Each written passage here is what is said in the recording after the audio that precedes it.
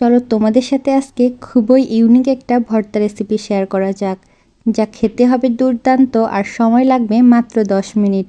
আসসালামু আলাইকুম, আমি Khadija from my page Khadija's food heaven. আর এই ভর্তাটা করার জন্য প্রথমেই আমার লাগছে 10 থেকে 12 পিস পটল।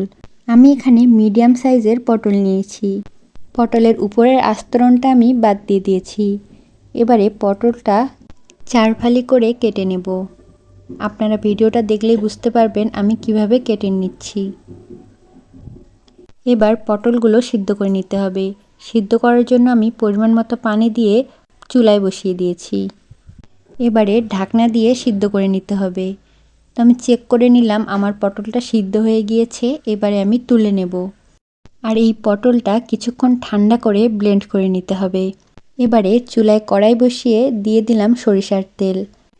এবার একে একে রসুন কুচি, পেঁয়াজ কুচি এবং মরিচ কুচি দিয়ে কিছুক্ষণ ভেজে নেব।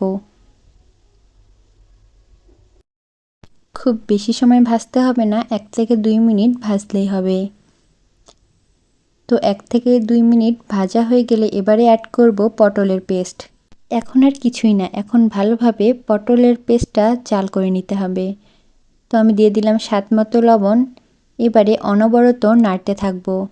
পটল থেকে যখন সম্পূর্ণ পানি শুকিয়ে আসবে আর এরকম একটা আঠালো ভাব আসবে, তখনই বুঝবেন আপনার ভর্তা একেবারে তৈরি। তো আমার ভর্তাটা তৈরি হয়ে গিয়েছে, এবারে আমি নামিয়ে নেব। দেখলেন তো কত সহজেই মজাদার একটি ভর্তা তৈরি হয়ে গেল। সকালে গরম ভাতের সাথে এরকম একটি ভর্তা থাকলে সবাই চেটেপুটে খাবে। আপনারা কিন্তু অবশ্যই ট্রাই করবেন। আল্লাহ হাফেজ।